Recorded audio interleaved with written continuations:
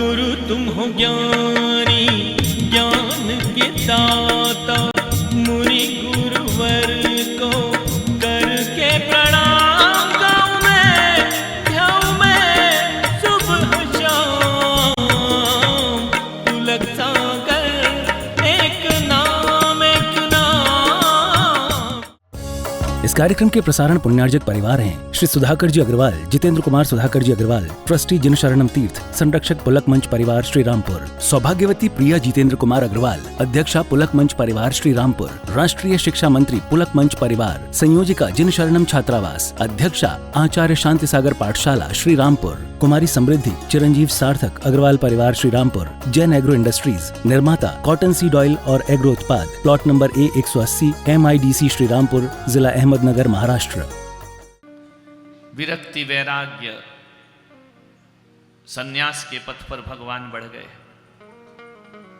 नीलांजना की मृत्यु जीवन का बोध दे करके चली गई।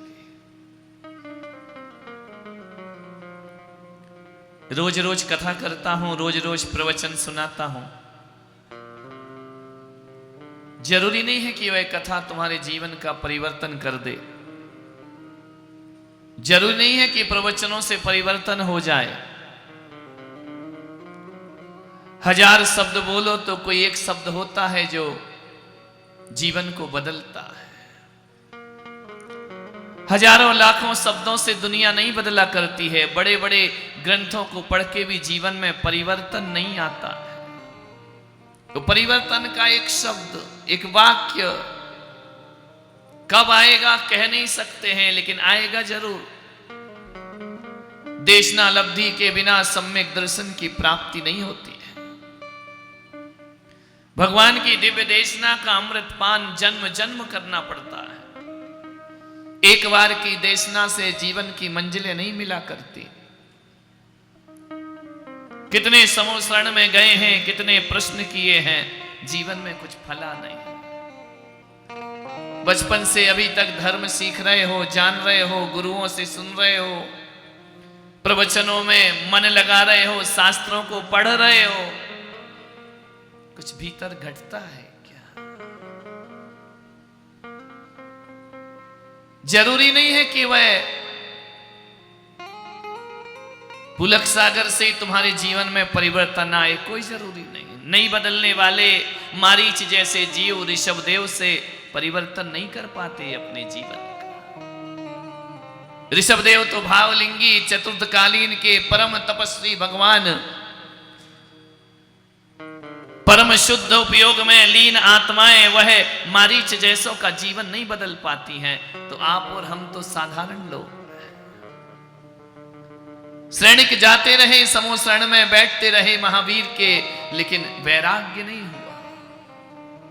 वैराग्य पे श्रद्धा तो जग गई, वैराग्य की अनुमोदना तो हो गई, मोक्ष मार्ग को समझ तो लिया, जान तो लिया, लेकिन भीतर कुछ घटा नहीं। चेलना से प्रेरित होकर राजा श्रेणिक धर्म के पथ पर तो लग गए, लेकिन अभी विरक्ति पैदा नहीं हुई है। सच बताओ, तुम भी तो ऐसे ही करते हो ना? पूजा कर रहे, मंदिर जा रहे, आहार दे रहे, सब कुछ कर रहे, अभी श्रद्धा भी है। ये नहीं कि सब अश्रद्धा में हो रहा है, श्रद्धा भी है, ज्ञान भी है, लेकिन भीतर परमात्मा का अंकुर अभी फूट नहीं रहा। कब फूट जाए कह नहीं सकते, कब जागृत हो जाए भीतर का सोया हुआ परमात्मा कह नहीं सकते। इसका कोई निश्चित समय नहीं, निश्चित वक्त नहीं है। कभी कभी भगवान की मूर्ति से परमात्मा नहीं जाग पाता है, कभी कभी मुर्दे को देख करके भीतर का परमात्मा जागृत हो जाया करता है। परमात्मा कौन है? कभी कभी बड़े बड़े स्वाध्याय से जीवन के भीतर कुछ नहीं घटता है। एक लबादा धर्म का ओढ़ लेते हैं, अंदर तो निस्तेज ही रहता है वह परमात्मा। देखा नहीं है एक चट्टान को, उसके ऊपर से नदी बहे, पानी बहे, चट्टान ऊपर ऊपर गीली होती है लेकिन तोड़ो तो अंदर सूखी निकलती है। बरसात पानी नदी उसे बाहर से तो भिगोती है लेकिन भीतर कुछ भी उसके घटता नहीं, सूखी की सूखी रहती है। कभी किसी कपड़े के गोले को देखना, पानी में डाल दो तो भीतर भी भीगता है और बाहर भी भीगता है, लेकिन जैसे ही पानी से अलग होता है ना तो भीतर भी सूख जाता है और बाहर भी सूख जाता है। सोचो हमारे भीतर कौन सा धर्म है, चट्टान वाला या कपड़े के गोले वाला? अभी महाराज हैं, चतुर्मास चल रहा है, धर्म में भीतर से भी भीगे हो और बाहर से भी भीगे हो। जिस दिन विहार हो गया, धूप निकली, बाहर से भी सूख गए और भीतर से भी सूख गए। ऐसी जिंदगी, ऐसे धर्म होते हैं। एक धर्म होता है ऐसा, कभी शक्कर के गोले को देखना, पानी में डाल दो तो शक्कर शक्कर नहीं रहती है भाई, पानी रूप हो जाती है, पानी में घुल जाती है, मिल जाती है और स्वयं भी मीठी होती है और जल को भी मीठा कर दिया करती है। वो वैराग्य है, वह विरक्ति है। ये चट्टान का गीला होना विरक्ति नहीं है, ये वातावरण है। ये कपड़े के गोले का भीतर बाहर भीग जाना कोई बहुत बड़ा काम नहीं है। ये तो कभी कभी मरघट में भी अपन बाहर से भी भीग जाते हैं, भीतर से भी भीग जाते हैं। शमशानी वैराग्य, ध्यान रखना, क्षणिक। भीतर क्या घट जाए, किससे मिल जाए, सत्य कोई कह नहीं सकता है। किसी को पीपल का पत्ता टूटते हुए दिखता है और जीवन का परमात्मा जागृत हो जाता है। कहीं बाल सफेद हुए और भीतर का परमात्मा जागृत हो गया। कहीं इंद्रधनुष बना और विलय हुआ, भीतर की आवाज आई, भीतर का परमात्मा पुकार हुआ, उठा। बुद्ध ने देखा मुर्दा जा रहा है, सारथी से पूछा ये कौन है, इसे लिटा के क्यों ले जा रहे? सारथी ने कहा महाराज इंसान है, इसे ऐसा बांध के क्यों ले जा रहे हैं? युवा बुद्ध, 30 साल की उम्र। सारथी इसे ऐसा क्यों बांधे हैं लोग? बोले ये मर गया है। मृत्यु क्या होती है? जो आया है उसे एक दिन मरना पड़ता है। तो मैं भी मरूंगा, एक दिन तुम भी मरोगे राजकुमार, मुझे भी ऐसे ही ले जाएंगे। बूढ़ा देखा, इसकी कमर क्यों झुकी है, इसके दांत कहां गए, इसकी झुर्रियां क्यों पड़ी हैं? महाराज ये बूढ़ा हो गया है। बूढ़ा कौन होता है? जो आया है एक दिन बूढ़ा जरूर होता है। तो क्या मैं भी बूढ़ा हो जाऊंगा? बोले हाँ महाराज, आप भी बूढ़े होंगे। तो फिर चलो सारथी, किसी महोत्सव में जाने की जरूरत नहीं। जब मरना और जीना निश्चित है, जब ये क्रम चलते ही रहता है, अब महोत्सव में जाने की जरूरत नहीं। जंगल की तरफ रथ लेकर के चलो। महात्मा बुद्ध जंगल की ओर निकल गए।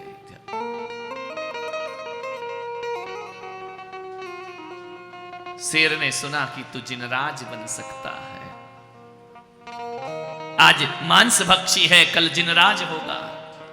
आज जिस मांस का भक्षण कर रहा है, कल हिंसा कर रहा है, हत्या कर रहा है। हे बनराज, एक दिन तुम्हारे मुख से अहिंसा धर्म की जय जयकार होने वाली है। बोलो ऋषभदेव भगवान की। विरक्त हो गया बनराज, मैं भगवान बनूंगा, मैं जिनेंद्र बनूंगा। हे भावी तीर्थंकर, किस पर्याय में दलित घूम रहे हो, पतित हो, दयनीय हो। 3 लोक का नाथ तू, क्यों बन रहा अनाथ?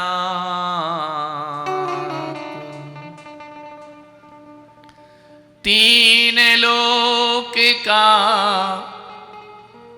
नाथ तू,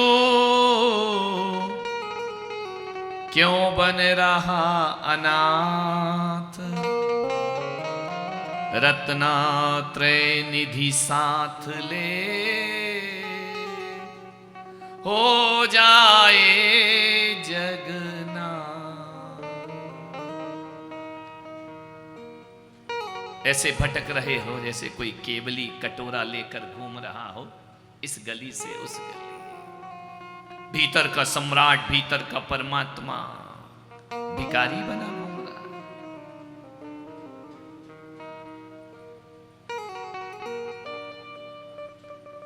ऋषभदेव ने देखा कि नीलांजना कपट युद्ध छल, कपट नृत्य छल नृत्य रचा गया मेरे लिए।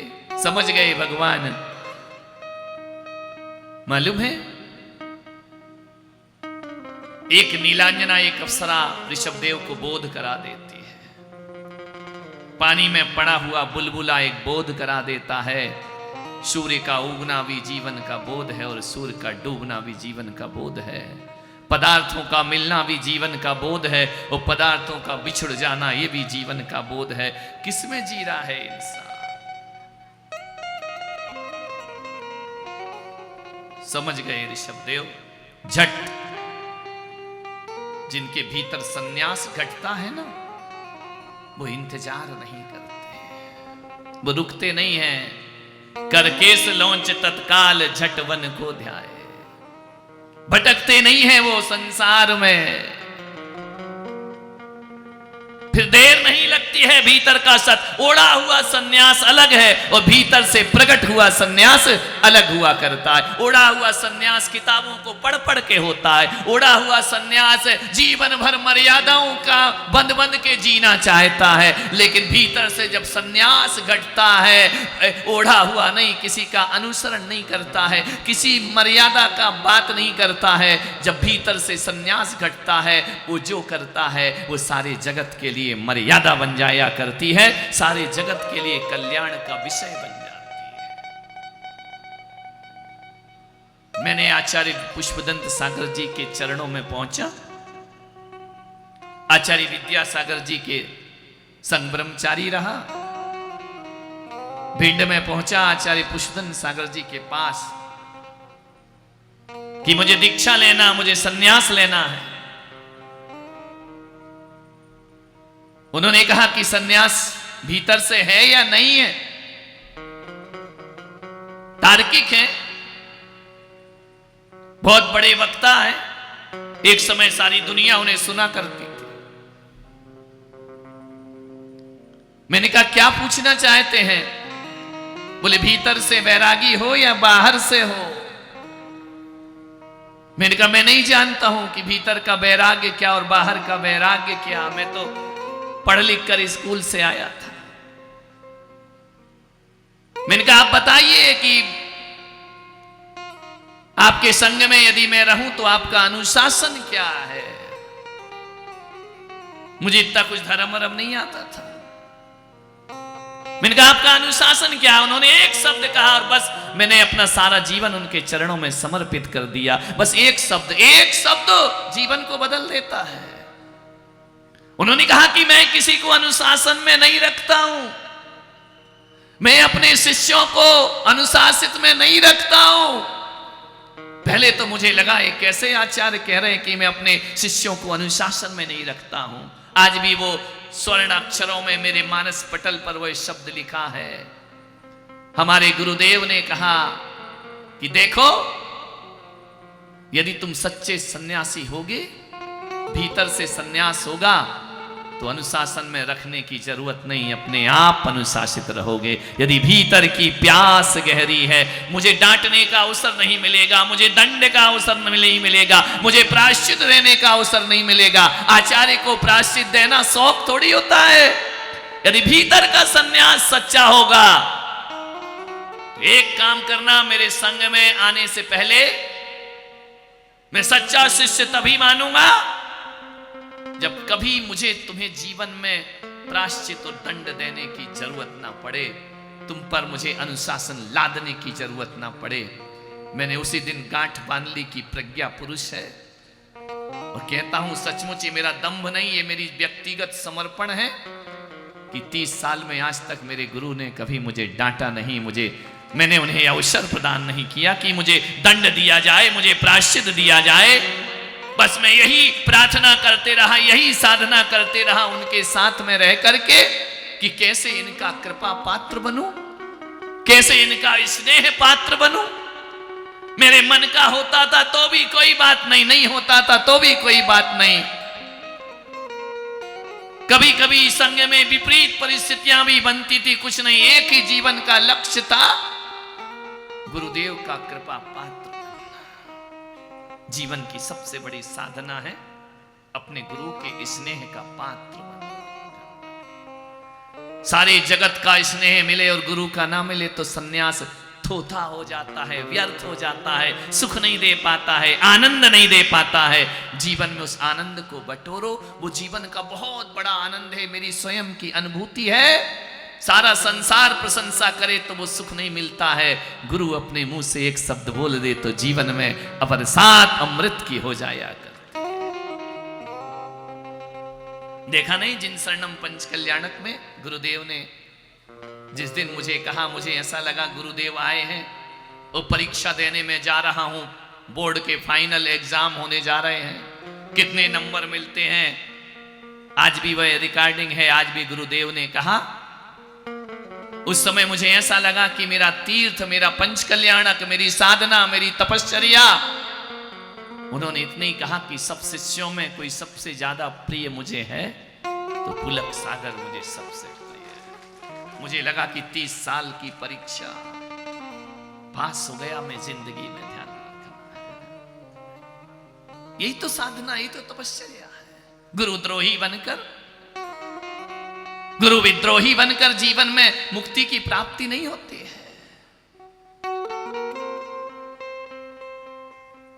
ऋषभदेव ने सत्य को जान लिया एक नीलांजना की मृत्यु से। उन्होंने किसी का अनुसरण नहीं किया। महापुरुष जहां चलते हैं वहीं पंथ बन जाया करता है, वहीं रास्ते बन जाया करते, वो कॉपी नहीं करते हैं।